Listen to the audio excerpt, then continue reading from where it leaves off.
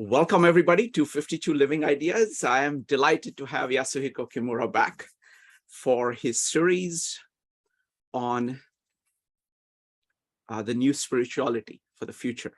So let me hand it over to Yasuhiko. The format is Yasuhiko will make his presentation, and then we'll be doing a Q&A.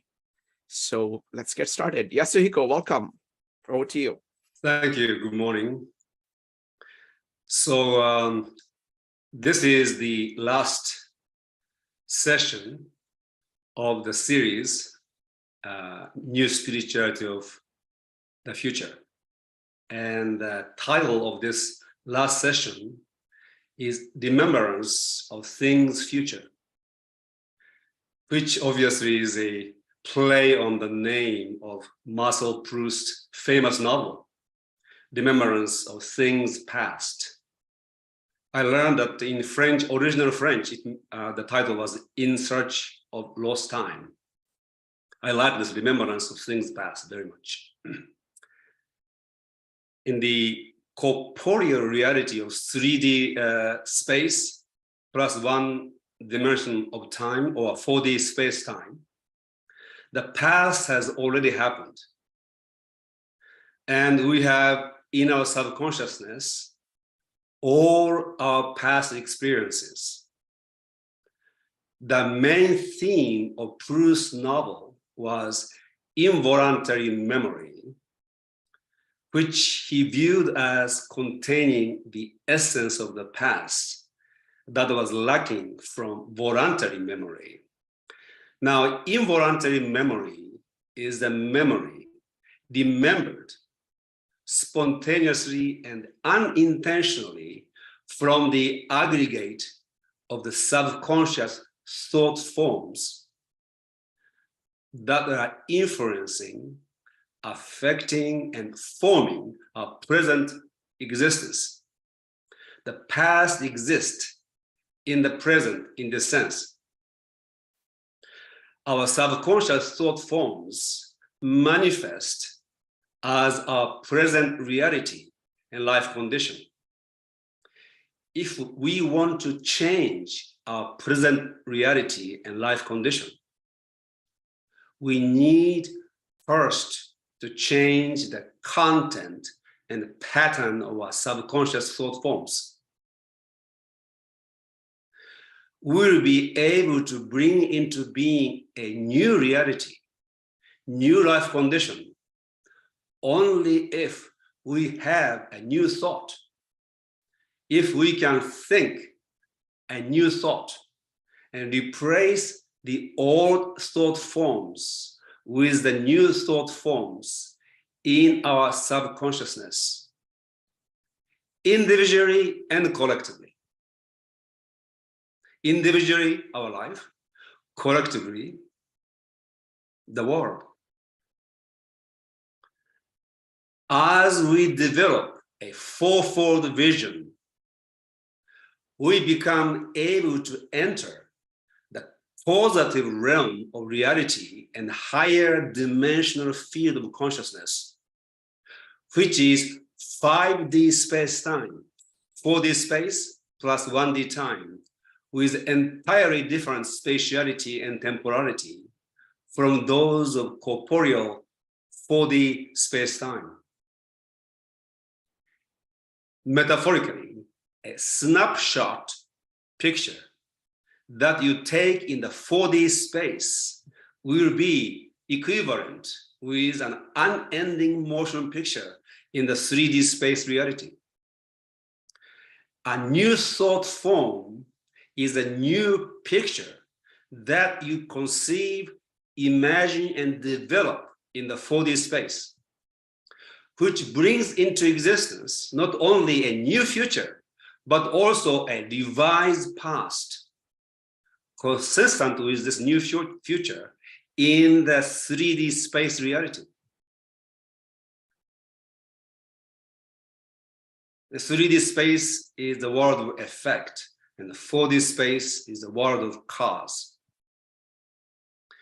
In your fourfold vision, in a 4D space, which is the higher dimensional causative realm of reality and consciousness, you can see your past and your future in a 3D reality or 3D dreamscape. And therefore, you can know how your future will turn out if you don't change your subconscious thoughts, if you don't think a new thought. What William Gray calls, and what we call the imagination or the poetic genius, is in reality the consciousness that brings into its mental view higher dimensional thought forms created and conceived in the causative realm of reality within each human being. The images, perceptions, and conceptions of the imagination are higher dimensional thought forms that are made of higher frequency energy substance, which is placed in the higher dimensional fields of causative reality by the present moment self. The past memory is thought forms and experiential imprints that the consciousness brings into its mental view from the subconsciousness, the dimensional clusters below its focus of conscious attention. The new vision, such as Bakumisafuras, the new vision of our future is the complex of higher dimensional thought forms that we imagine, conceive, and design in the causative realm of 4D space or 5D space-time reality and consciousness, which we remember in the 3D space reality or 4D space-time dreamscape, in the process of materializing that vision. The new spirituality of the future, the omnicentric spiritual civilization, the age of imagination, all of which I have spoken, together constitute such a vision, which is a fait accompli in imagination. It has already taken place and eternally exists as a higher dimensional manifold thought form in the causative realm of reality, which I remember. So therefore, everything that I have been sharing is a remembrance of things future. And that's why Bakumisafuras said the best way to predict the future is to design it.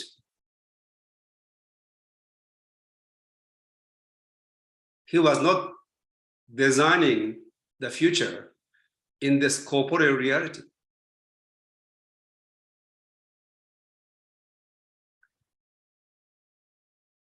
So I'm trying to present the new spiritual of the future by speaking that into existence here. But since it is the last session, I want to review things that we have discussed, some of the things in a new way, and incorporating some of the Bakumisafuras into this. And at the end, we'll talk about what does it mean to call something new. Yasuhiko, can I ask one clarificatory question that some of the audience may not get? Can you talk a little bit about the 4D space versus 3D space? Just briefly, just want to make sure that everybody is with us. Well, it is more a mathematical metaphor but at the same time, there is an experiential reality to it. So we live in a three-dimensional universe with one dimension of time. So we can say 4D space-time. And it is a world of effect. But we have access to the world of cause, which is entirely invisible, supra-corporeal. And we can enter into the reality in our consciousness. When we enter into the consciousness, the imagination creates the space-time reality, which is, we can say, 5D space-time, one dimensional higher in terms of space. And time dimension is not the same as the 3D time.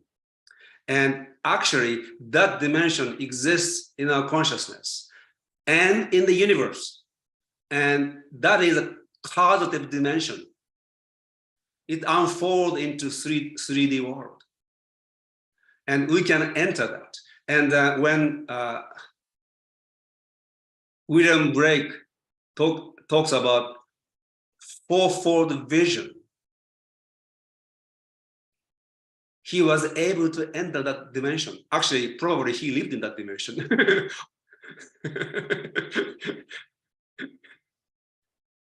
And it is a kind of mystical experience.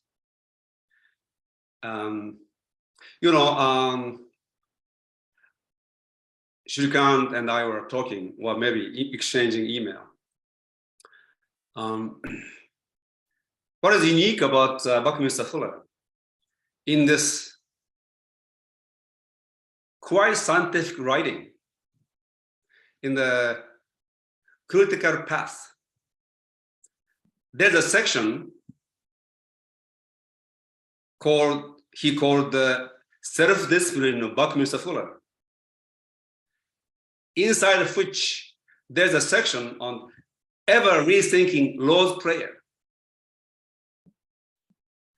And he wrote that on the 84th birthday, I think, 1979, July 12th. And he had a spiritual experience when he was 32. On the verge of committing suicide, somehow something happened.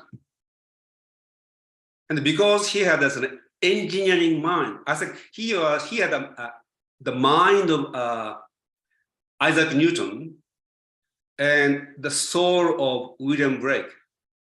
Wow. And because of his Newtonian mind, we get to see lots of mathematics. But underneath, there's a poetic spirit who was connected to something higher than 3D space. That's where he conceived his unique ideas. When we talk about new, I will get into this more. Wonderful. Thank you. That may be sufficient. Thank you. So in the last 8 sessions, we spoke about many different things. And we started by defining what is spirituality. And this gets into the 4th dimension of CJ's comprehensivity. So spirituality is the highest qualitative state of human existence and consciousness that develops through the dynamic balance and the integrity of the four-level human intelligence sourced and powered by the supramental spiritual intelligence. So spirituality involves the awakening and development of spiritual intelligence in integration with intuitional, imaginational, intellectual, and computational intelligences. And we spoke about fourfold intelligences. Computational, that's basic, is information processing. You remember your basic program, process the information, to come up with some output, like a computational. This is essential for us to function. And then there's a intellective or intellection, or commonly known as reason. It is thinking through which you recognize underlying patterns of different things. You begin to understand for the first time when you have reason functioning. But human reason at this moment has been programmed heavily in a dualistic mode. And there's a limitation to reason alone, intellect.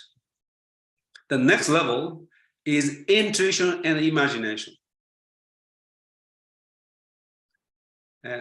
Intuition is something to do with you connected to something higher than you. The imagination is thinking in that dimension. Buckminster Fuller followed his intuition all his life. And he says every time he listened to other people and didn't follow his intuition, some things went wrong. So he went back to listening to his own intuition. And the highest level, which is like integrating all of this, is spiritual intelligence. It is the intelligence in which knower is knowing is the known. We can't talk about it too much, but when it is present, intuition and imagination works at its highest level,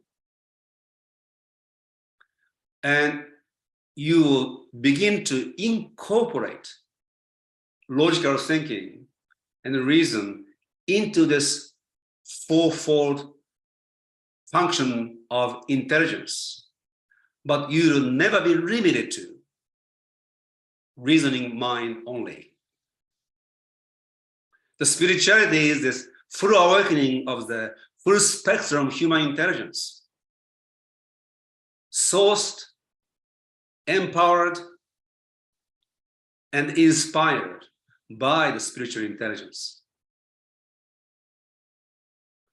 So the spirituality of the future is the full evolutionary blossoming of the human individuals into becoming Übermensch, superhuman, or Homo Deus, divine human, which has become possible because of the accelerating technological advancement envisioned and anticipated by Buckminster Fuller and others. When freed from the moribund assumption of scarcity and obsolete paradigm of making a living in a world of scarcity, the human race will have an unprecedented opportunity to explore the full potential of human intelligence, especially the dimensions beyond intellective intelligence or reason, that is, spiritual, imaginational, and the intuitional intelligence. As a side note, beside poets such as Blake and Goethe, or mystics such as Gurdjieff or Walter Russell, we can find the prototypes of Übermensch, Homo Deus, among visionary inventors such as Nikola Tesla and Buckminster Fuller, maybe the two greatest inventors in the last 2 centuries. Then we talked about something, how I call this crisis of consciousness that we are facing. So Bhaktivinoda Thakur in the critical path states, humanity is moving ever deeper into crisis, a crisis without precedent. It is a crisis brought about by cosmic evolution, irrevocably intent upon completely transforming omni disintegrated humanity into a completely integrated, comprehensively interconsiderate, harmonious whole. I love the way he used English.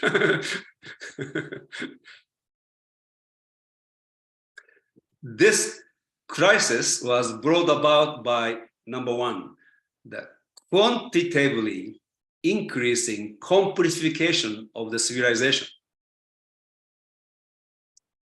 which brought about specialization of knowledge and skills. The second, the qualitatively increasing estrangement and alienation of human life from nature. And number three, the nature means inner and outer nature. And number three, the loss of inner connection to the spiritual, the sacred, the divine in human consciousness and culture, resulting in the loss of meaning.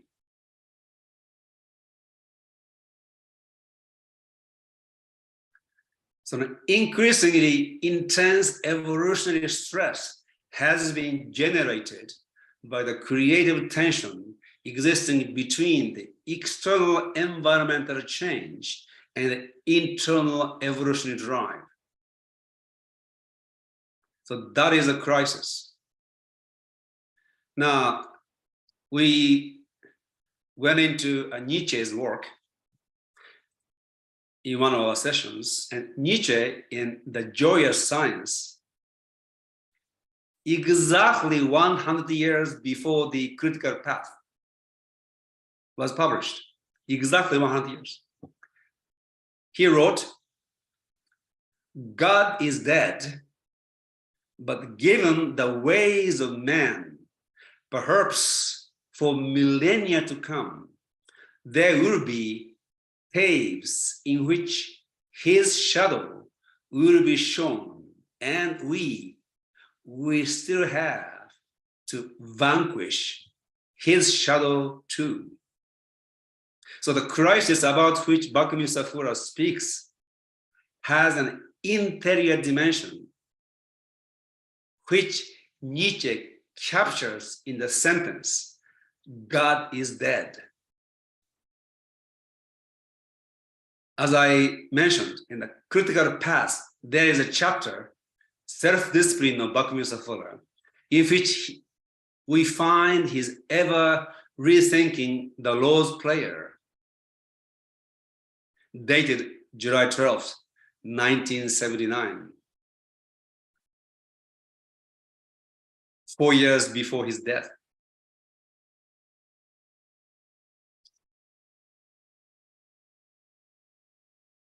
Shrikant, I actually arrived in this country 4 years before his death.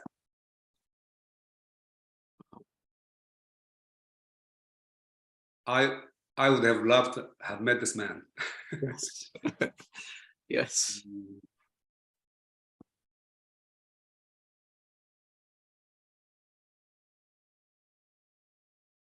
So for Fura, God was not dead, but alive.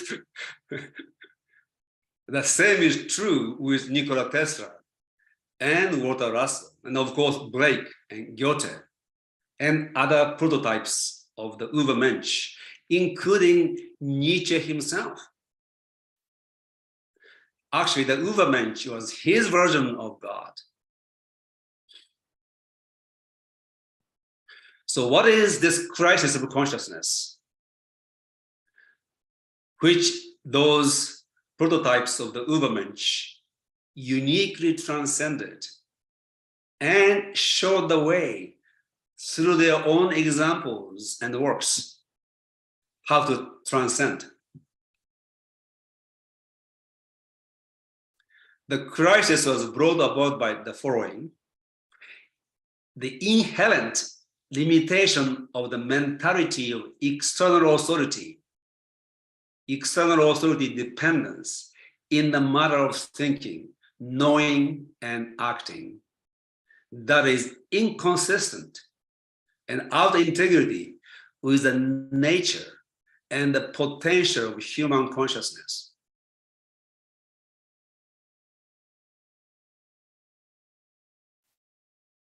This is very deep. It is extremely important for people to realize. It is against our true nature to depend on external authority and to believe without any experiential evidence what the external authority teaches.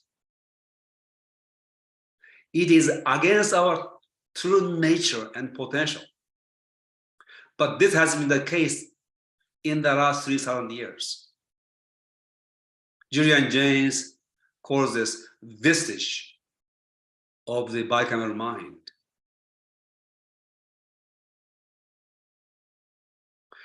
So in terms of spirituality, God that is conceived and worshipped as external to your consciousness and self is dead, non-existent.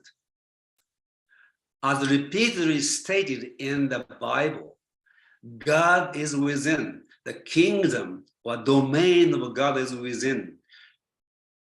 Your authentic self-realization is God realization. So this intellectual dependence on the external authority has a spiritual counterpart or dimension. If we follow Julian Jaynes' hypothesis, 3,000 years ago, new potential was born within human consciousness, in which and through which human can claim his autonomy, independence, and authenticity and integrity with respect to its connection to its own higher self.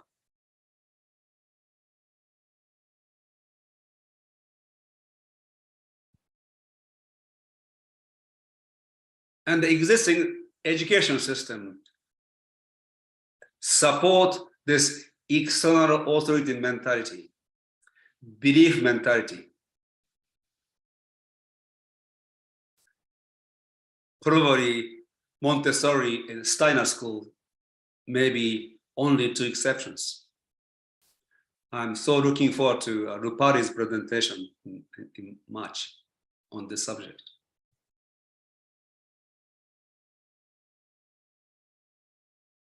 So this worship of external God or external authority and power is the spiritual aspect of the crisis of consciousness.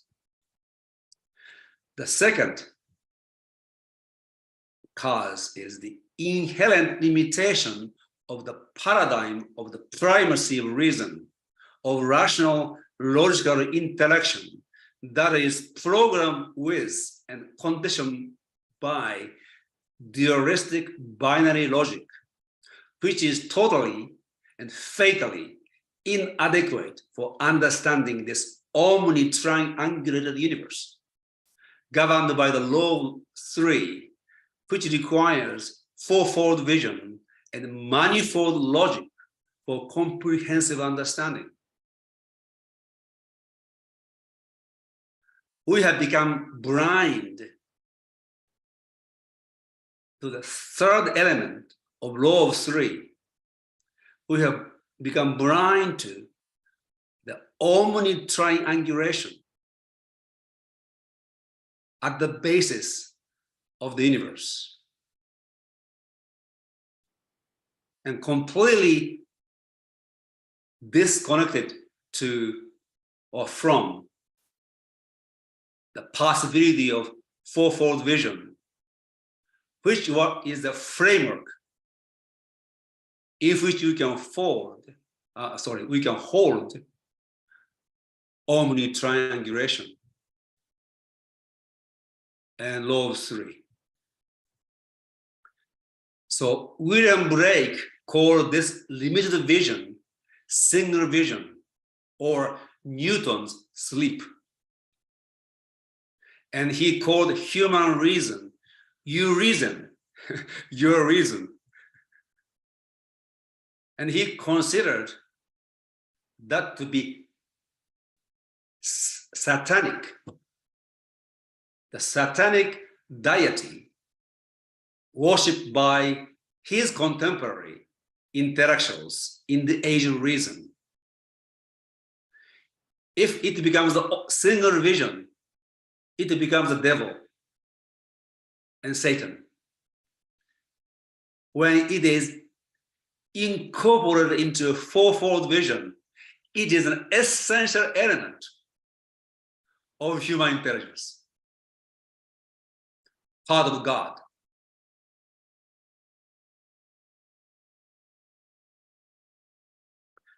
René Descartes famously said, "I think, therefore I am." Because if you are ontologically, epistemologically, and more importantly, psychologically isolated from God, I am, your I, your ego, is only a form of thought. That's why I think, therefore I am, because the I of God, Descartes, is a form of thought. Without him having thought, I will not come into existence. And he is totally isolated from the I am, with capital I, capital I am, God, which is the spiritual intelligence, which is Atman.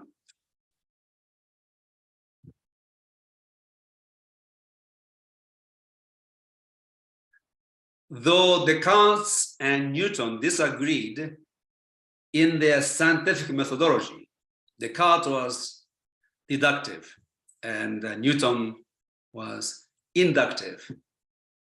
They were completely aligned in their belief in the primacy and supremacy of dualistic reason.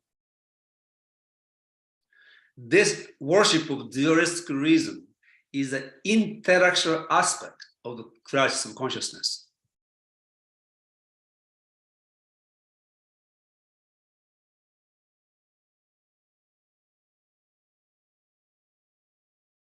So, new spirituality and new kind of consciousness will emerge if we can overcome and transcend the crisis of consciousness. And once we overcome that, new spirituality will have few new features. And all of us who are working on the creation of new kind of spirituality must be that way, be the future that you envision. So this new future of the spirituality of the future, we can actually practice. So new future features of the spirituality of the future, of the age of reason, that will emerge through and after our evolutionary self-overcoming of the crisis are the following. Number one, autodidactism of sovereign individuals with a fourfold vision and the full spectrum consciousness. So you are autodidact and spiritually speaking too. You study many teachers, but you are not going to be a follower of anybody.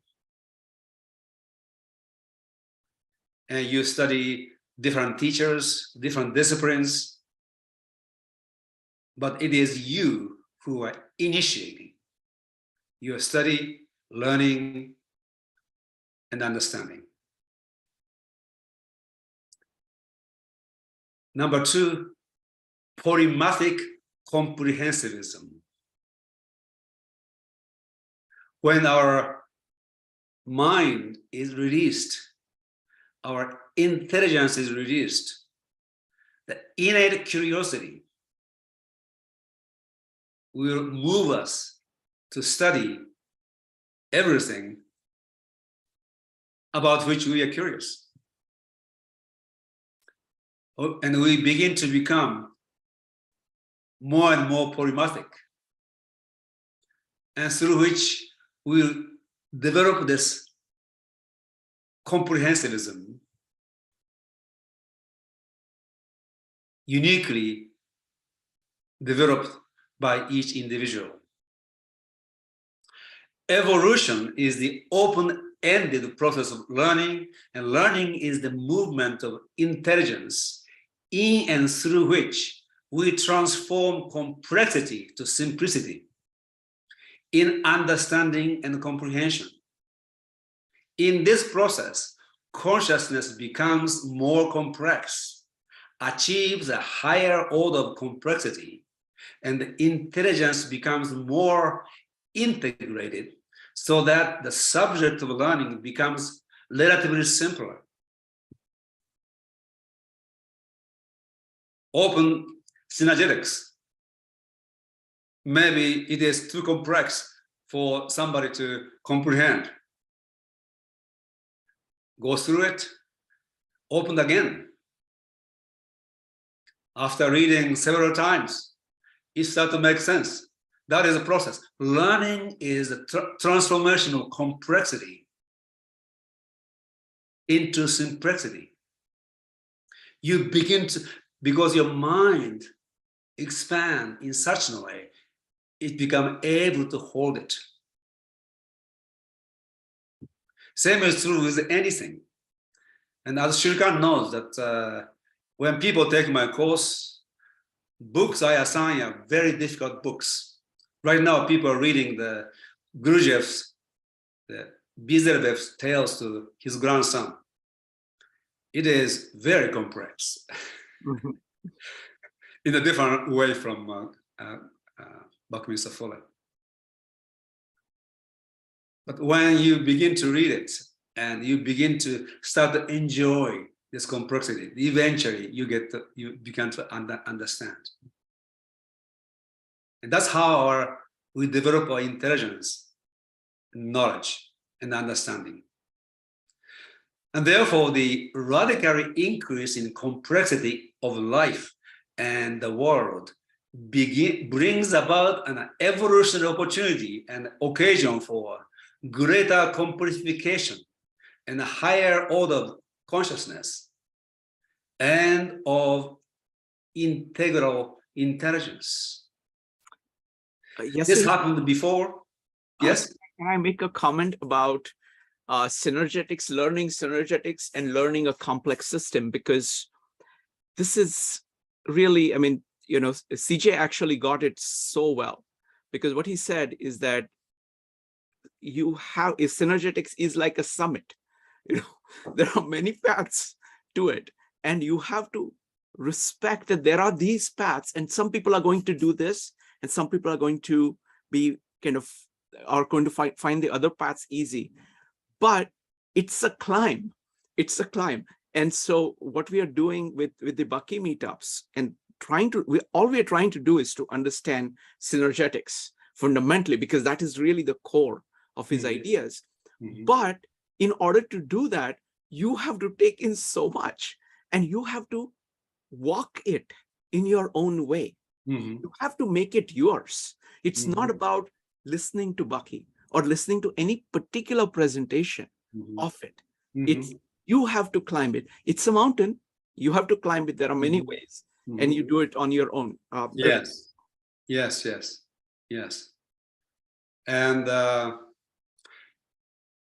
if we want to evolve and develop and learn, we should not be wasting our time reading books that you can understand easily. We need to challenge ourselves to read books that are challenging. And when you're curious, that quest for knowledge is a very spiritual, essential nature of human intelligence. And that desire, aspiration, will carry us through and be with books like Synergetics. Yes. And this overall complexification happened. The major ones happened maybe twice. The biggest one is the time of the axial age. And the second one probably was the first industrial revolution. And this is happening now, which is they call the fourth industrial revolution. And maybe the degree to which the life is challenging us is greater than the time of the first revolution, first industrial revolution.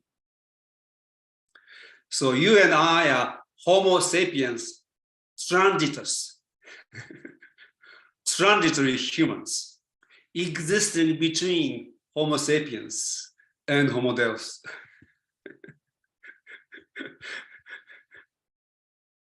Very exciting. Huh? Absolutely. Yeah. So that's a kind of individual aspect of new spirituality. And the collective aspect is the creation of an omnicentric, holistic civilization. So fundamental paradigm shift in spirituality and human consciousness is the belief-based mentality to the free-thinking mentality, the inner authority mentality, and the new spirituality of the future is the omnicentric spirituality of autodidactic, polymatic individuals. And the new civilization of the future is the omnicentric, holistic civilization, the sovereign individuals forming a community or society of integral sovereignty. The new model of spiritual is maybe the simultaneous transformation or cultivation of inner spiritual and development and freedom, and of outer environment and life world those two are conducive. So inner transformation and outer transformation. If we embrace this in a fourfold vision, inner and outer forms a synergy.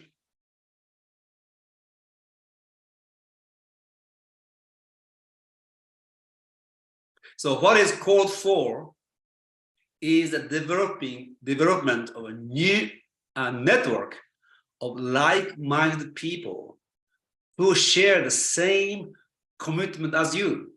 That is creating a community, a learning community, or a learning society outside the existing system, locally and globally.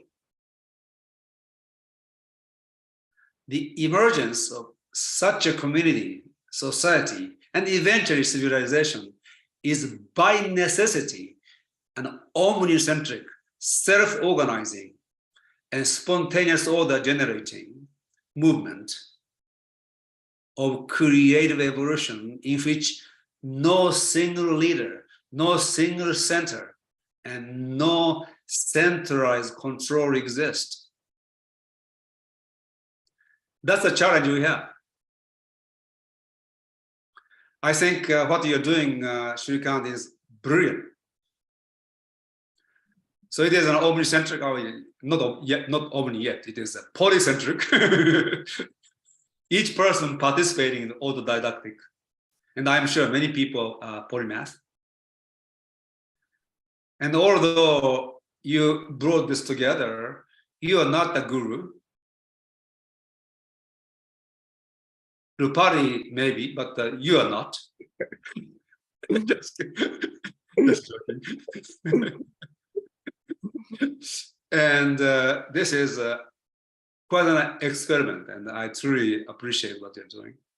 Thank you. Thank you. This is a model. This is a model for creating new civilization and new spirituality, new education, and new consciousness. So this is spontaneous order arising from the state of being at one with the whole. This spontaneous order is at once the whole's necessity, the Tao, with natural design or law.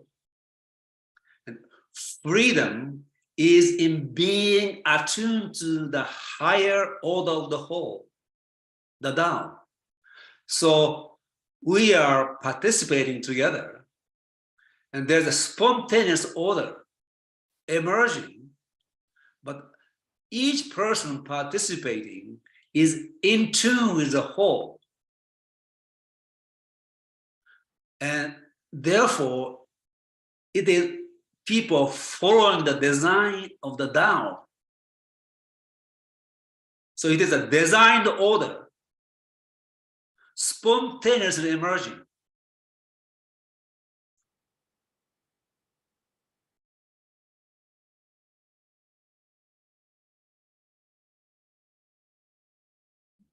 Another aspect of new spirituality of the future, it is accompanied by new science and new cosmology.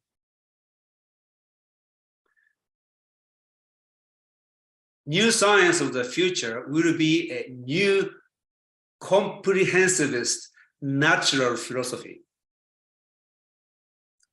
that comprehensively unites the study and the knowledge of the internal and external nature, integrates metaphysics and physics, and theology and cosmology within the fourfold vision and with manifold logic.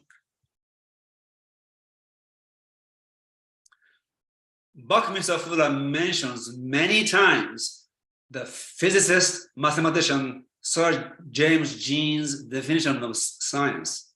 Science is the attempt at setting in order the facts of experience. Therefore, the raw material of science is experience, which is also the raw material or primary substance of universe.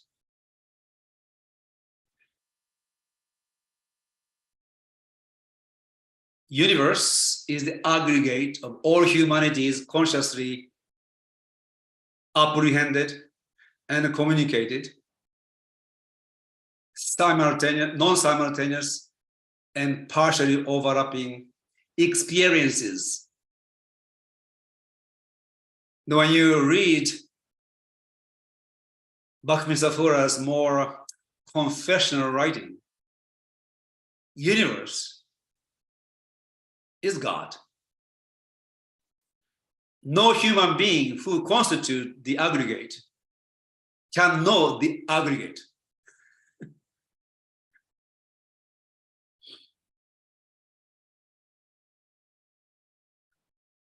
So the human experience includes what is called mystical and spiritual experiences. The inner experience, which is more properly and precisely called imperience. In imperience, the consciousness is conscious of itself, and the imagination imagines itself into reality. And it can be consciously communicated. Therefore, the facts of experience of James genes include the facts of imperience. When you read some of the Buddhist cosmological scriptures,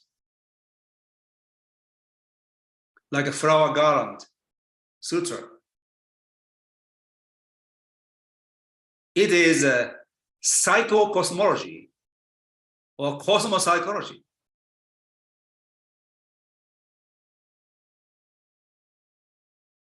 And it really is an expression of the universal principles that apply both to the so-called internal and the so-called external reality. Expressed more poetically, today we can do it more mathematically. Same is true with William Blake's visionary science.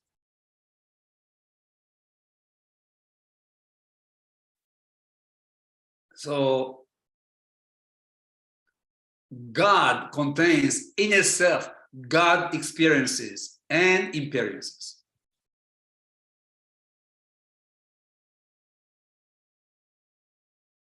So comprehensivist natural philosophy studies not only the manifest world of effect, but also the unmanifest world of cause. And there are precursors to this. And I mentioned two main ones. The Dalmatian mathematician, polymath scientist, and Jesuit priest, Roger Joseph Boshkovich, who was born 1711. So exact contemporary of David Hume. In a theory of natural philosophy, postulate this. Matter consists of force. The fundamental element of matter is massless points of force of unitary property with two attributes of attraction and repulsion. And as we know, and as he knew, in truth, a point does not exist in the physical universe. Therefore, Boshkovich was postulating the existence in reality of the causative realm in and of the universe that is purely metaphysical, which is ontologically more primary than or prior to the physical, corporeal, or phenomenal realm of the universe. He was a polymath, probably one of the greatest minds ever lived. And he was a scientist, has done many works in astronomy. And he was Jesuit priest. So in his scientific theory, physics and metaphysics or theology emerged. While, not emerged, actually, you can say merged and emerged. While an ontological distinction was made between the noumenal world of cause and phenomenal world of effect.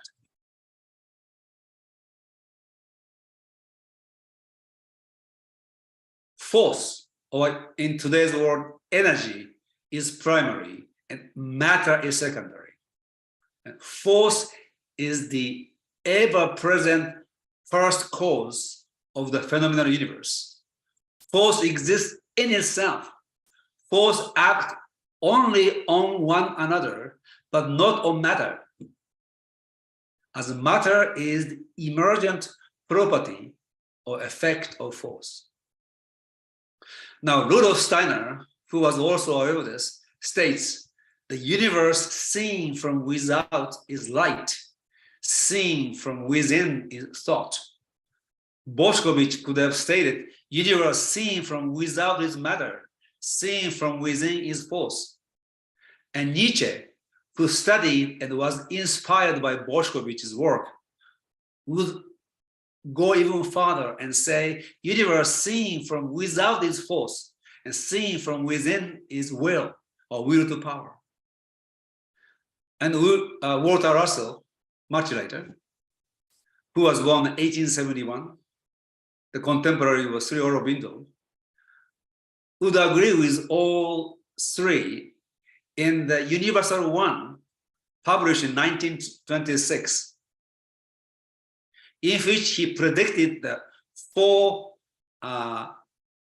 elements that were not included in the Mendeleev table. And the discovery of mainstream scientists of those four elements earned 4 Nobel Prize later.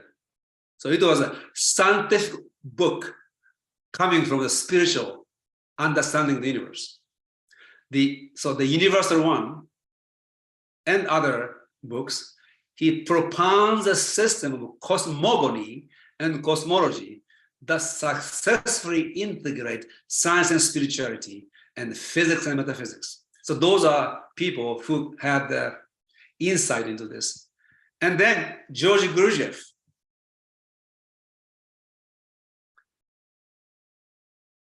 the law of 3 and the law of 7. And he had few great mathematicians as his disciples, P.D. Ouspensky and J.G. Bennett, both of whom developed an amazing cosmological ideas. So now Boschkovich's concept that the fundamental element of matter is matterless points of force of unitary property with 2 attributes of attraction and repulsion needs to be expanded in light of Gurdjieff's law of 3. The law of 3 postulates there are 3 forces or 3 attributes of dynamic unitary substance, that is force, present in the universe: attractive, gravitative, active, positive. Number 2, repulsive, radiative, passive, negative. And number 3, neutral, neutralizing, reconciling, integrating force.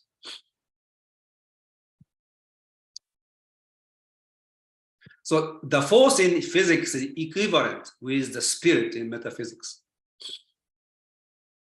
The involution, descent of spirit, and evolution, ascent of force, constitute the 2-way involutionary and evolutionary descent, ascent, emanation, return movement, in accordance with what Gurdjieff identified as the law of 7. So William Brake's fourfold vision and visionary physics arising therein and therefrom provided not only new elements, but also an imaginative conceptual framework to hold comprehensivist natural philosophy. Sri Khan's fourfold vision hold this, the study of comprehensivism. This is a framework. And if we put this fourfold vision in two-dimensionally, so it is a square, yes, but actually it is a quincunx. Quincunx, the square with the central point. So this vision actually is like a fourfold, but there's a four triangle meeting at the center. Yeah. Beautiful. You put that into the two-dimensionally. Yeah, exactly.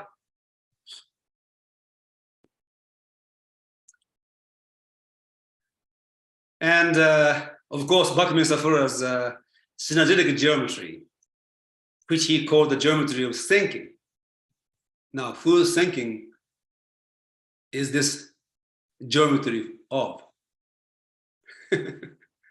As precision to fourfold vision and expands further to develop a manifold vision, in addition to transforming Boshkovich's binary universe into omni-triangulated universe.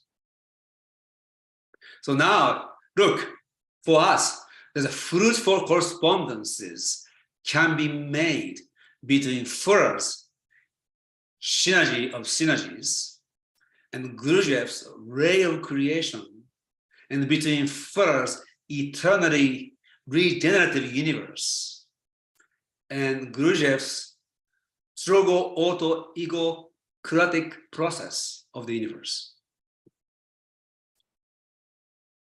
There's rich areas for juxtaposition and integration.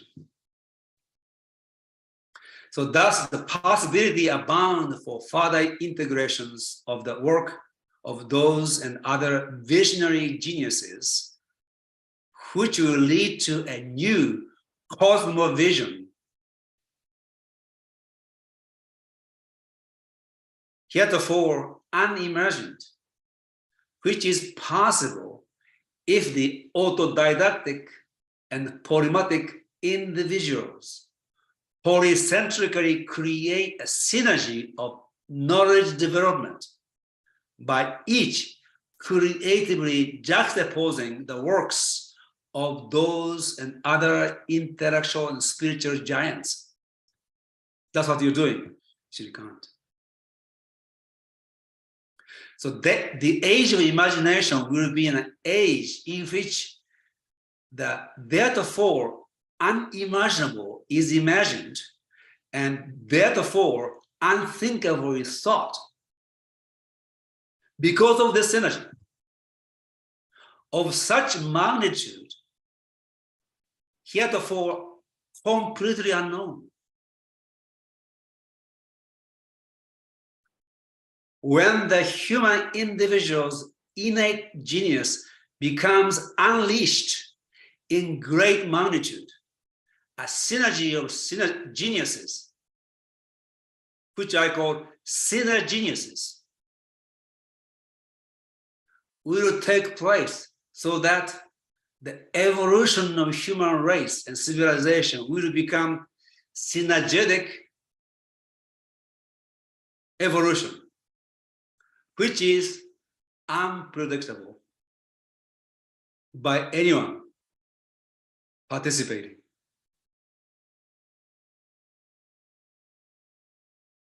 So this is a recapture of what we have discussed up to this moment. Maybe before I can talk about the new, maybe we can have a few discussions, and then we want to talk about what is new. Wonderful. I want to ask one clarificatory question for many people. What is the relationship? You focused on the law of three. You also focused on fourfold vision. Can you talk about the relationship between the law of three and the fourfold vision? What they are, how are they different, and what's the relationship between them? Okay. Fourfold vision is actually reside in our consciousness. And law of three is one of the laws that reside in the universe. And law of three exists, or let me see. In the metaphysical physical cosmology of George Gurdjieff, or you should call this cosmogony, there is a what he called ray of creation, which emanate from the absolute, the infinite, the eternal, which exist independent of eternity, as William Bragg said, one, infinite. When it engages in the creative act, it limits itself. And the first universe that is created, he calls world number 3, proto-universe. And that universe has 3 forces constituting. And out of that world 3, world 6 is created. Now there are 6 laws. 3 come from world 3, and new 3 law came into existence with this new world. And so on forth. Next one is world 12, world 24, and world 48, and world 96. Now, world 48 is where we exist in this corporeal reality, which means world 24, 12, 6, and 3 are invisible. And this is an ontological order.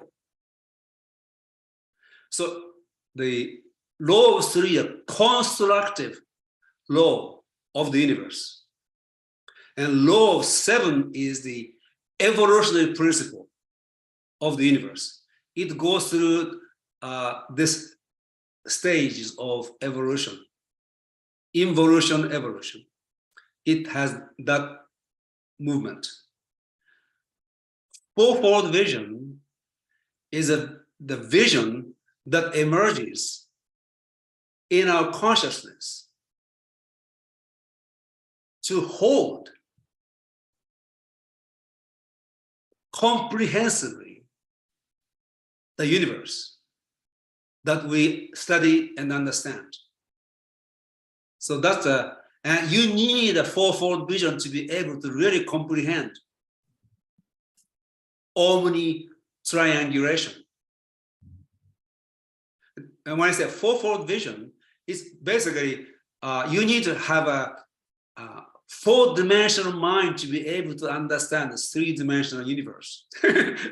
And so when we say fourfold, it's a quincunx. So that's what I mean by this. So difference between fourfold vision and threefold law. There's 2 differences. Wonderful. So shall we take a few questions and then we will continue with the new? Yes, why not? Let's, folks, go ahead and type exclamation mark. Try to keep your questions brief. Let's go with Rupali first. Rupali, go ahead. How can you keep a question brief after this? All right. Okay, Rupali, go ahead and keep your questions. Let me say this. Keep your questions concise. They can be as long as you want, but they have to carry a lot of weight. Go ahead. Okay. Which yours always do. So please go ahead. So first, I just want to say, what an optimistic view of the future.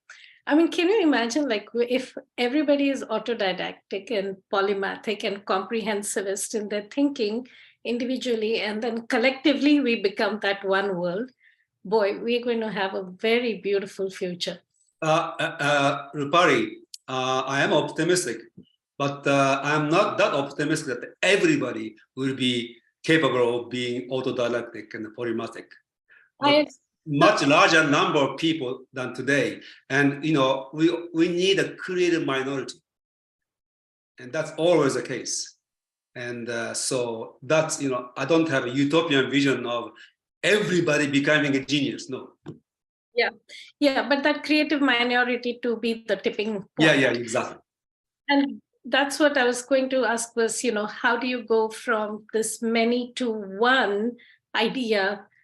Because there's so much diversity and thought that how do you get people together? But the other question I have is about imagination. And you talked about how you can get into how imagination exists in our consciousness and how we can enter that dimension. So you mentioned William Blake lived in that dimension, and I wanted to know, what can we do to enter that dimension consciously? Okay. Second question. Imagination is Blake's word for consciousness. And up to this moment, except for him and a few others, the spirituality was more focused on knowing. So the knowing aspect of consciousness has been the primary focus. So, awareness, consciousness, Sat, Chit, Ananda. There's no word imagination there. And but it is that consciousness from the spiritual perspective is a primary substance of the universe. This is a huge jump for many people today. And so if we use the word imagination in place of consciousness, that's exactly what Blake meant. And if you see this way, now you can see the consciousness is created. That's what imagination does. So which means, without any scientific proof at this moment, God's mind is an imagination.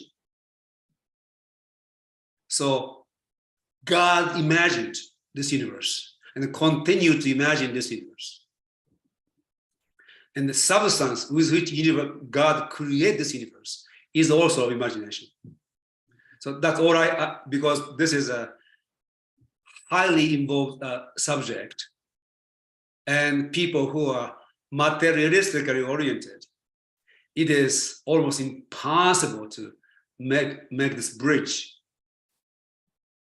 without going into this excruciatingly detailed presentation, which involves physics and mathematics.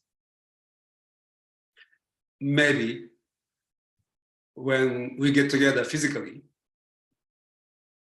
in your beautiful home, we can spend one week to talk about this. And second, the first question, you're an educator, so how part is this? William Blake is such an amazing example. He never went to school. He never attended one classroom in his entire life. His mother and his parents homeschooled him until he became self-sufficient. And once he became self-sufficient, he just studied on his own. He was a total autodidact, 100% autodidact. Number two, his parents never told him to be somebody in the world. Financially, they're like a lower middle class. And so he was very gifted in kind of an artistic way. So they said, why don't you, get learn to do the, craving, how do you call that? Carving, whatever, art. And so he became an apprentice. But so he has, and he continued to pursue his interest, curiosity. And, Buckminster Fuller said, dare to be naive. Now, people misunderstand this naiveness as like a child naive. No, it is a naiveness of the child of Nietzsche's metamorphosis. You go through being a camel, lion, and then become child. That's when you dare to naive there. Now, in the case of break, this camel part and lion part was so completely integrated into his own self-unfoldment that it was minimum.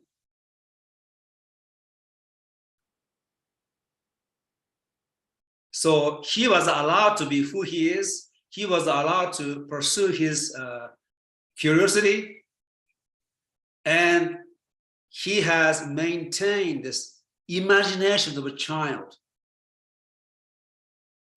never destroyed. So that is an excellent model. Every time we send our children to existing school, we are taking a risk of de-geniusizing, that's Bucky's term, de-geniusizing people, our children. So with respect to children, we want to really minimize any damage that the existing educational system does to them. Gurujev called the human system of education cataclysm, disaster,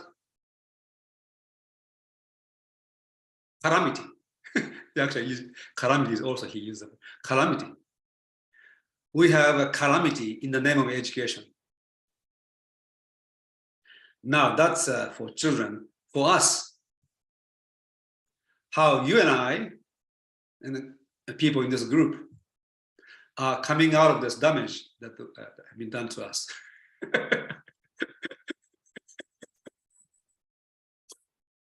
So we want to really look at how the kids develop, and we, in a way, we need to be dare to be a child again in that sense. We need to cherish what we don't know, our own innate curiosity.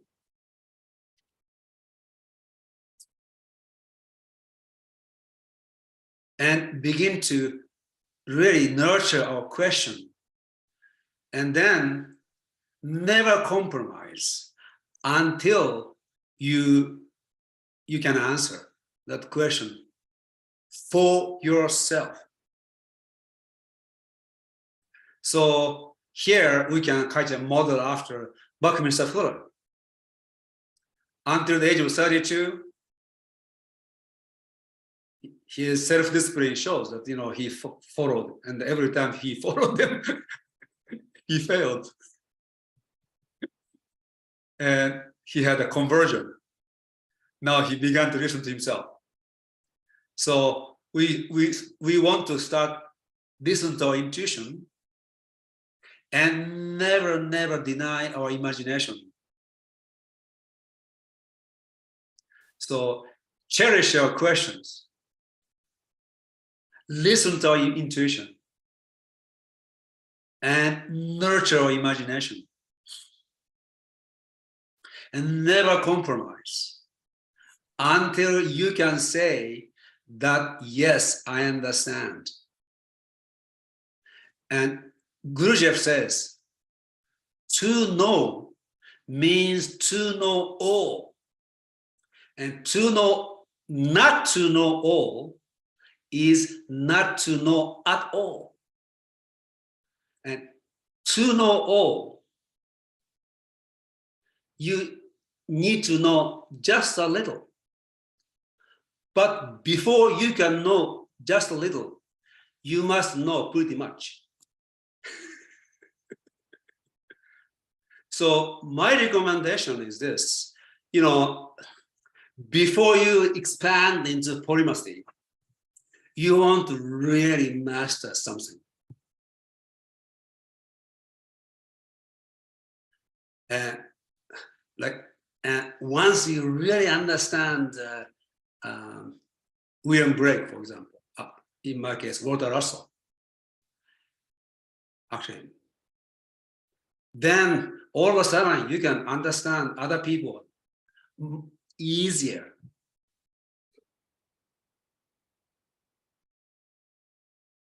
So that's my suggestion. Before you go, unless you started as a polymathy, you want to begin the autodidact polymathic comprehensivity. You want to know something, all of it. Then you just need to know a little, because that actually underlying pattern goes all over the place. Wonderful, beautiful. Thank you. Thank you. Now, maybe time has come. I want to, then we can maybe respond to other people's questions later. Please go ahead, Yasuhiko. Yeah. Okay.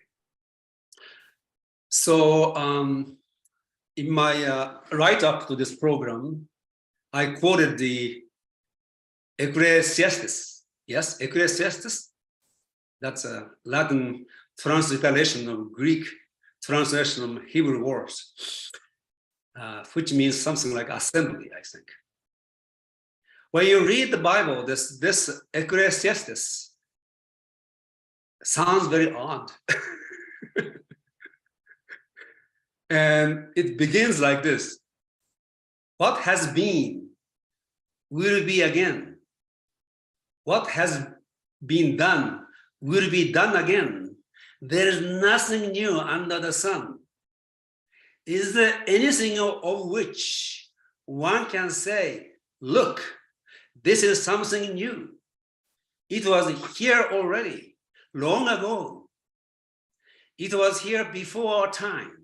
No one remembers that generations and even those yet to come will not be remembered by those who follow them. So the entire text of Ecclesiastes read like a text of the Nietzschean nihilism or an elaboration or the fast of Buddha's Four Noble Truths, dukkha. That life is an endless frustration and suffering, and that everything is futile and meaningless. And Rupari was saying, I am very optimistic. So now the Bible, one book of Bible sounds so extremely pessimistic. And I have this new internal version of Holy Bible, which I like very much. It has a heading. And when you go through this particular book in the Holy Bible, there are a few, I'll give an example of headings of this within this book. Everything is meaningless. Wisdom is meaningless. Pleasures are meaningless. Wisdom and folly are meaningless. Toil, the labor, is meaningless. It goes on and on and on. Then after speaking about the senselessness, meaninglessness, purposelessness, and the futility of life, it gives a seemingly very ordinary advice. You should fear, you should revere God. And in this life, just enjoy God's gift.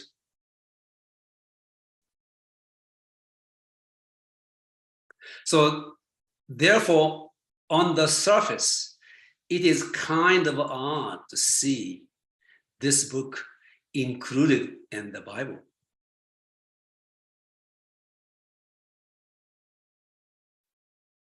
However, a careful reading of the text in the context of the Bible, biblical teaching, and in light of esoteric spirituality, a deeper significance hidden inside Ecclesiastes begins to emerge. Buddhist dukkha etymologically stems from the term meaning too narrow to breathe.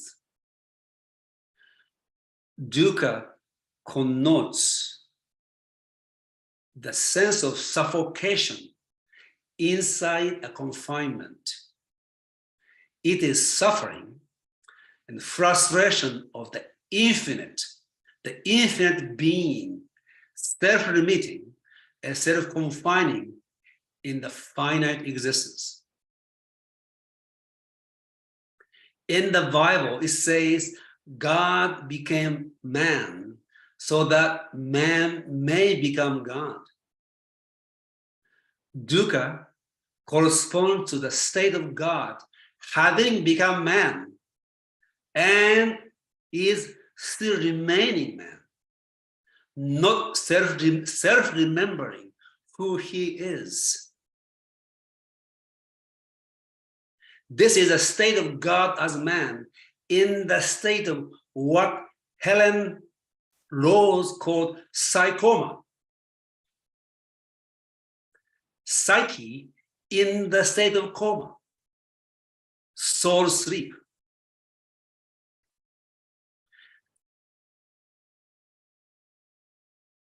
Ecclesiastes states that so long as man is in the state of psychoma, nothing in life has any meaning or purpose or value, including so-called wisdom, the wisdom formed in the state of psychoma.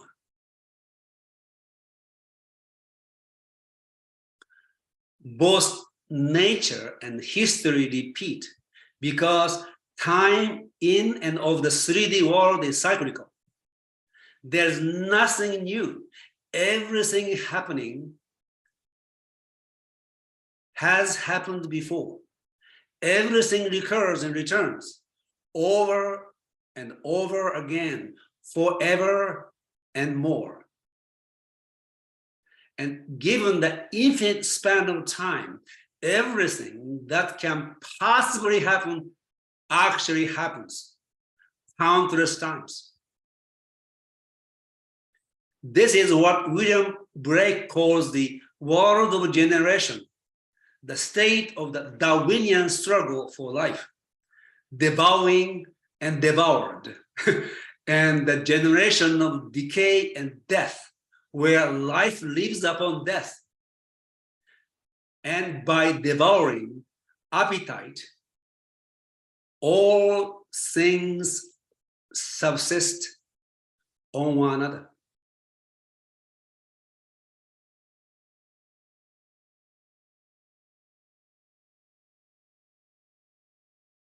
The message of Ecclesiastes is that when you come to the full realization of the futile repetitiveness and utter meaninglessness of this world of effect, and yet you don't lose your reverence, your faith in God, only then you are ready for new life and for becoming a new man.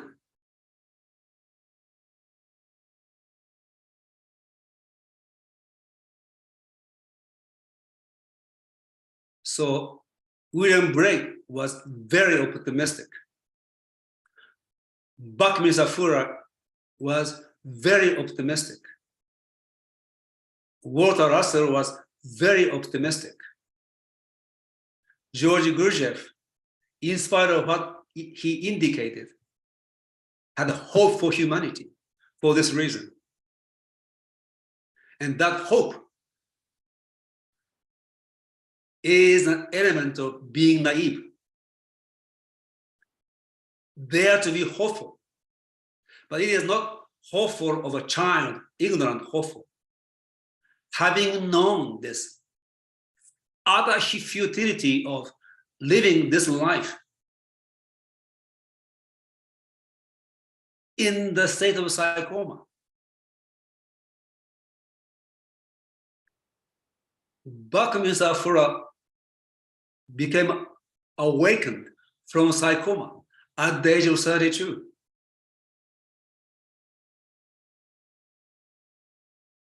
And being naive, he became naive. He became a child in the sense of Nietzsche's metamorphosis.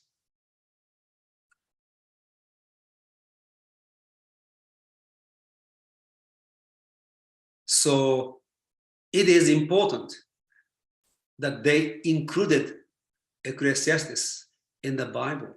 That realization is essential to be fully hopeful, optimistic, and to dare to be naive. And the New Testament represents the way for man to become God again and create a new future for humanity. So from Hindu to mostly in the East, but now people know time is cyclic. But there's another kind of time that is perpendicular to the cyclic time, pointing toward the center point of the circle. So I just want to say, look at me. So using a very primitive two-dimensional model, cyclic time goes like this, yes?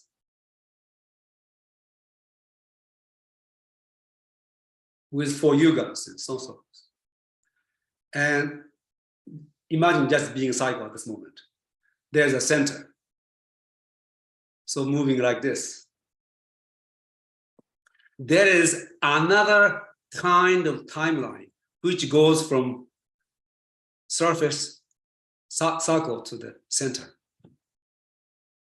which is the involutionary evolutionary time or being time of Dogen, Zen Master Dogen, that moves you directly to the eternal, the infinite, the absolute. It is a timeline linked to eternity through which man becomes God again. It is a timeline in which you will become born from above, which is within. Sometimes it is called born again, but again in the sense of anew. So that new enters the 3D world of effect when causative timeline of eternity intersect the cyclic timeline, affecting and influencing the 3D world from higher dimension. It is you see, each one of us is singular. Never been before. There was Rupali, there was Shankara, the Shrikant, who is the new Shankara of our time, and Yasuhiko. So singularity meets the universality. New happens. So the new is the temporal, inspired, and transformed by the eternal, infinite, and absolute. The new is a temporal particular. inspired, and transformed by the universal, eternal, infinite, and absolute. So the awakened imagination, which is Blake's poetic genius, brings the new into being, inspired by the eternal. So the new is the remembrance of things future. That is the gift of the eternal. Wow. Wow. Yasuhiko, this is just beautiful. May I say something about ecclesiastics? Yes. Okay. I really love your analysis of ecclesiastics. I think it's very profound. Mm-hmm. And it connects to what you started out with, saying Exactly. that you have to give up your current patterns in order to start anew. So I want to point out a couple of things. So I love ecclesiastics. Okay, it starts with vanity of vanity, and when you actually look at the Greek word, that actually refers to air. So it's like people are speaking all of these things, and also keep in mind this is Solomon speaking. Okay, who is the wise one? Who's Well, that's one of the interpretations. Yeah, you really don't know who. Yeah, and it seems extremely pessimistic, saying nothing is, but there is this one germ in there. Say, accept the greatness of the world or God. Exactly. And do what you can. Okay, it is very similar to Marcus Aurelius. It's the same experience I had. That is true. I was reading Marcus Aurelius saying, you can't control this, you can't control this, you can't control this. Not your health, not your wealth, not your friends, not your nothing, you might die tomorrow. It seems very negative. Mm-hmm. But why? But it is profoundly optimistic, because it is saying there is this dichotomy of control. There are some things you can control, and that you can control.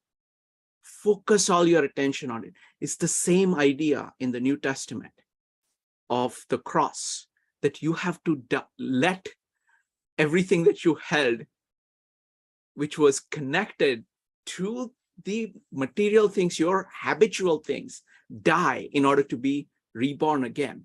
So it's like human skull is like the Christ grave.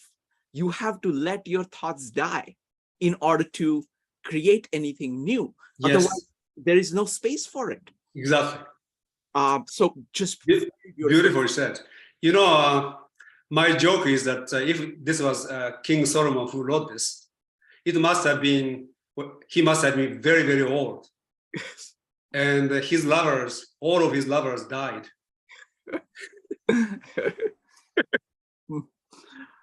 Wonderful. All right, so let's give a chance for people to ask some questions. Yasuhiko, just amazing presentation. Every presentation, it's just, I get blown away. Thank you. Next up is going to be Joe, followed by Shefali. Joe. So, thank you, Yasuhiko, for appearing. Hi, Joe. Hi, it's good to see you, and thank you for being with us today.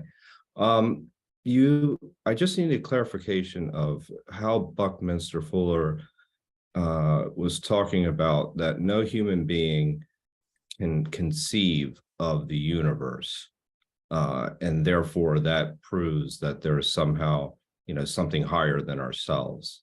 In a way, what had initially come up for me is something like St. Anselm's ontology, where the idea of God is in our mind, and there's nothing possible greater than God. If there's nothing greater than God, if we're already imagining. If we're already imagining a God exists, if it exists in our imaginations and it exists in reality. I'm kind of butchering that a little bit, but so that is that similar? Ever rethinking the Lord's Prayer, he wrote it when he was 84. After having published Synergetics 1 and maybe 2 also, just before he finished the critical path. it was at the end of his life. Just imagine this genius having thought about this for 50 years, at least.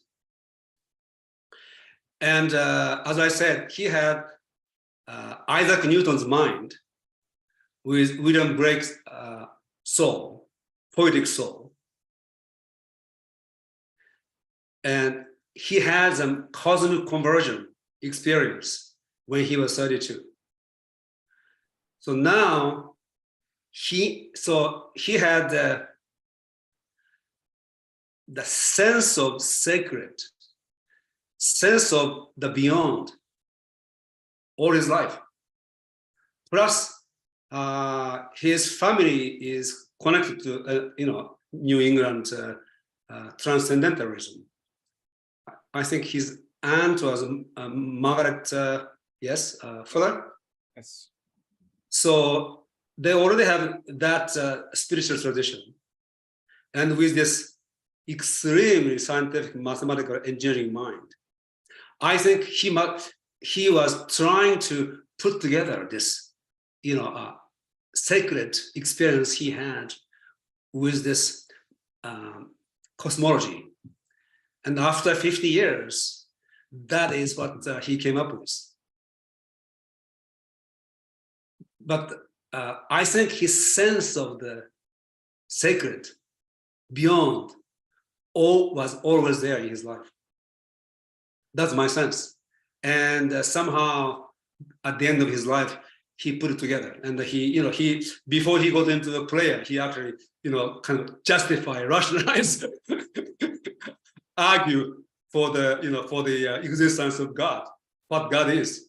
And when you read that, it's almost basically the same word as universe, with that no th. And so that is my sense. He was a profound spiritual man, but it is not in the front side. And that is my sense. He was poetic. That's when you read his writing, synergetics.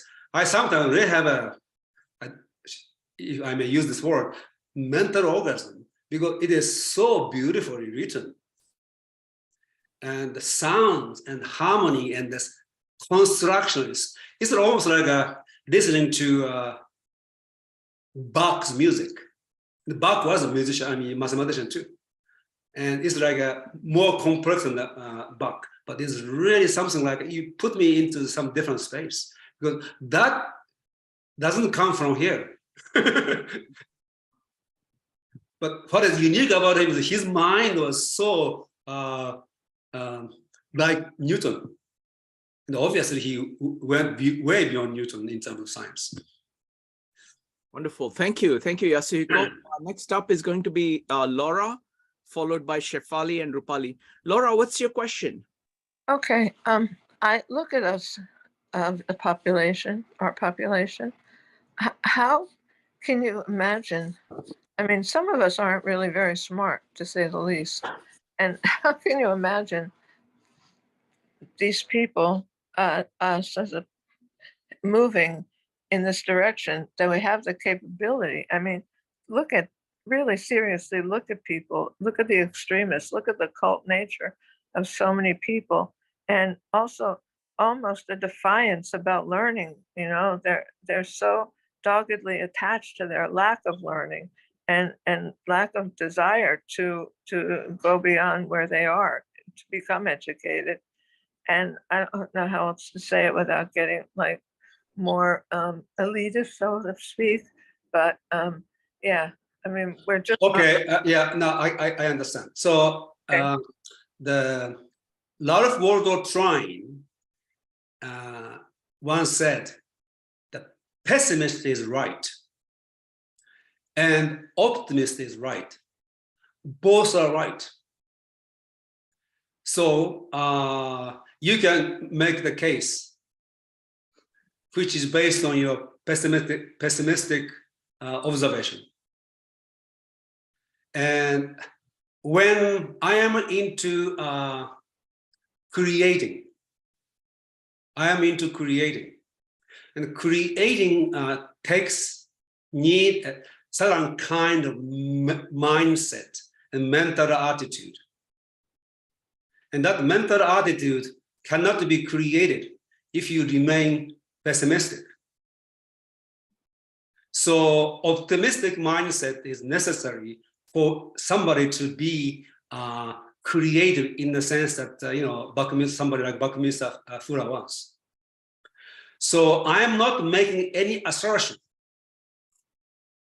I'm making a declaration. If we want to make an assertion, probably your assertion will be closer to the truth than my assertion, because assertion requires an evidence.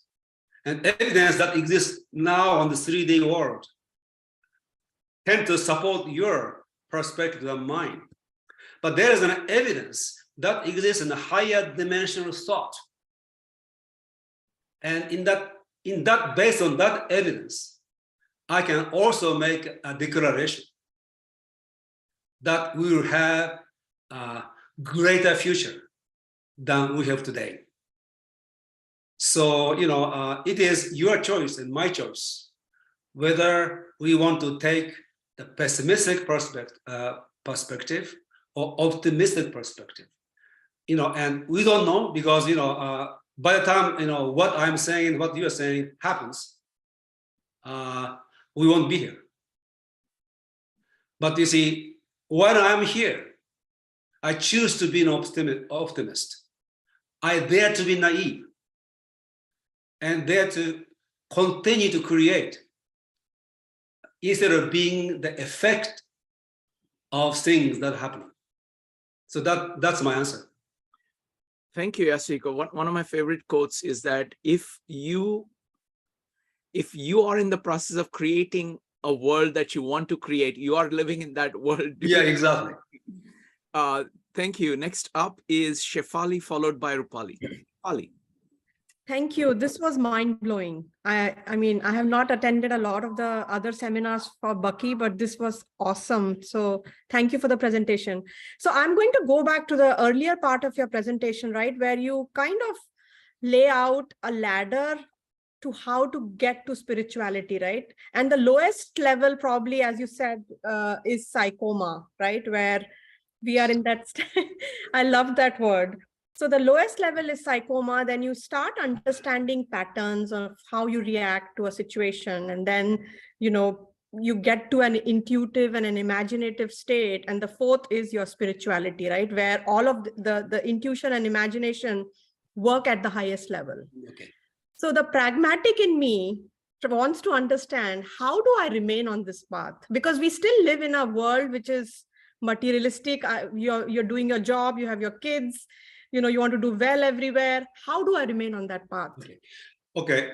Number one, so there are four stages of or 4 levels of human intelligence: computational, intellective, intuitive, imaginative, and spiritual.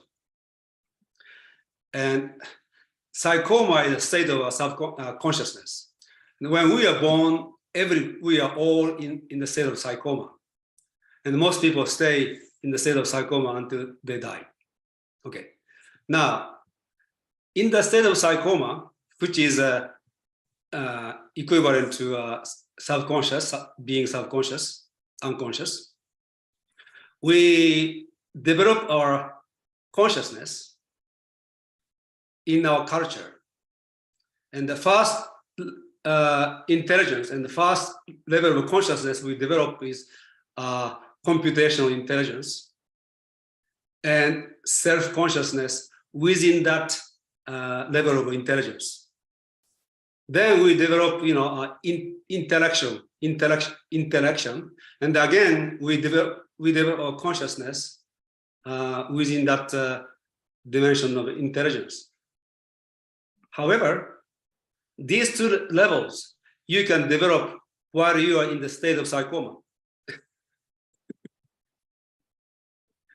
So you may meet somebody who has 190 IQ, or maybe 150, 60 IQ, completely asleep. So psychoma is a kind of different thing. Okay, you meet, people who are, PhDs and 140, 50 IQs, and completely asleep. Sarcoma is a different dimension, but unless you begin to awaken sarcoma, awaken from sarcoma, in a true sense of the word, intuition and imagination is not going to become awake. Definitely not spiritual intelligence. And the awakening of spiritual intelligence is a spiritual activity, you know.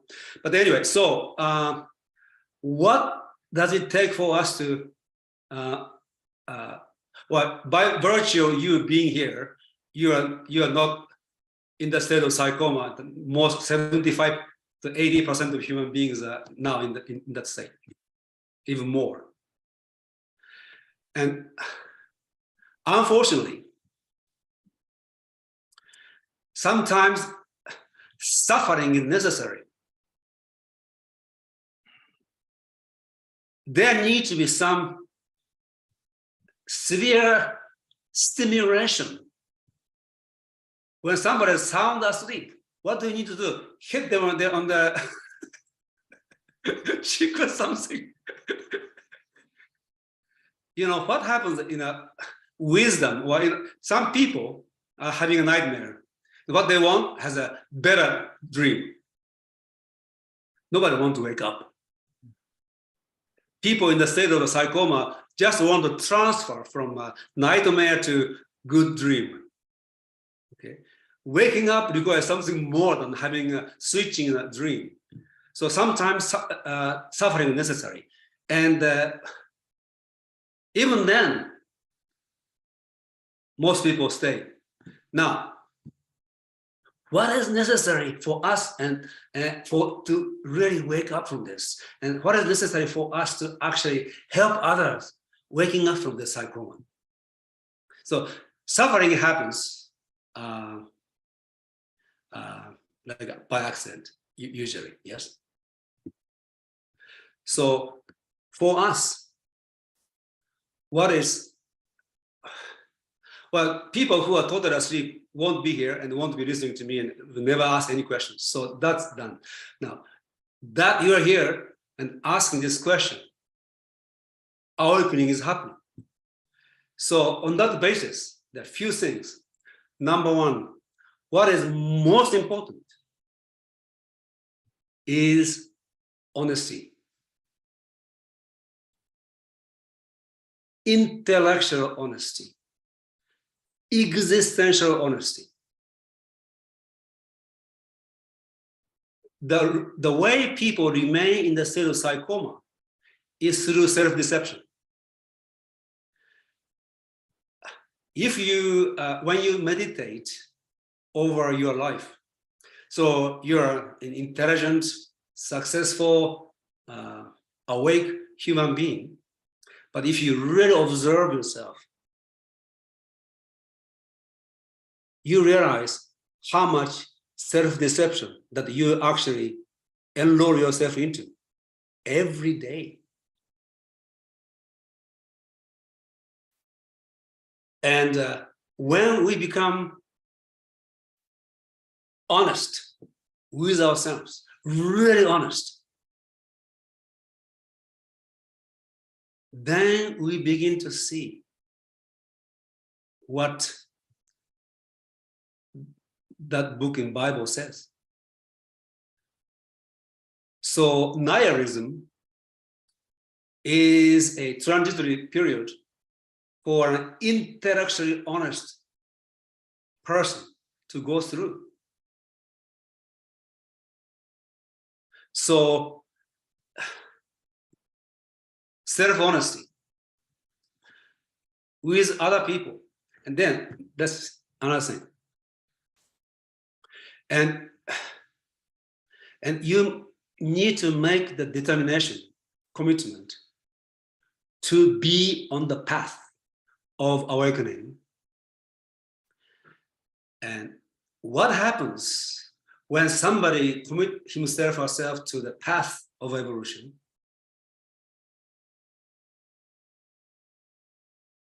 The normal, just introducing the law of three in this sense. So we are born with the innate essence, your essence. And in the process of our growing up, we create the personality around.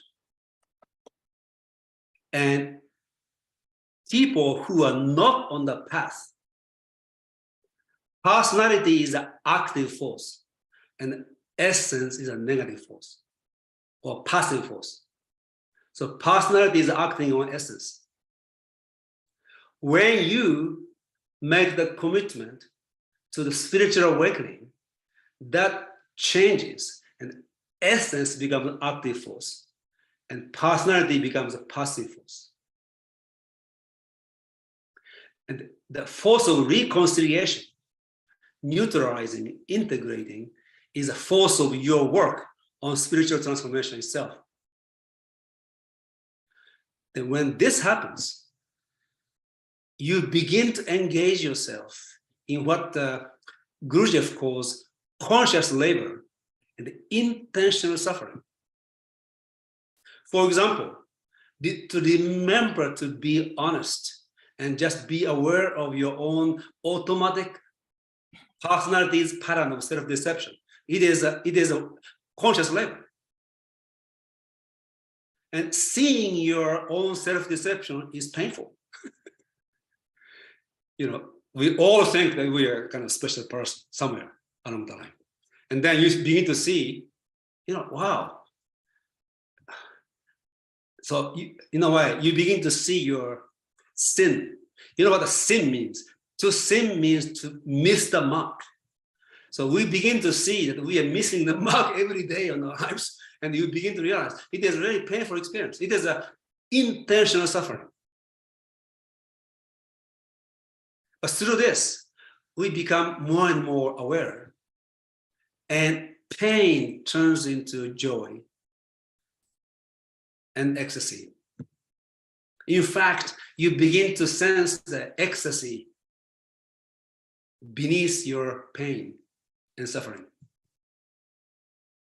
And with other people, you want to encourage the same. Wonderful. Thank you. Thank you, Yasuhiko. Yasuhiko, it is 1 o'clock. Do you want to take one more question or do you want to wrap up? Whatever you prefer. 2 hours will be enough. And Okay. because I mean, I can speak all day. And Sounds good. and then, so until we meet again, and I will be attending some of your Baki classes. And then so Wonderful. I will see you. Wonderful. Thank you. Thank you very much, Yasuhiko. Thank you very much. This is always amazing. Thank you. Thank you. See you soon. Bye.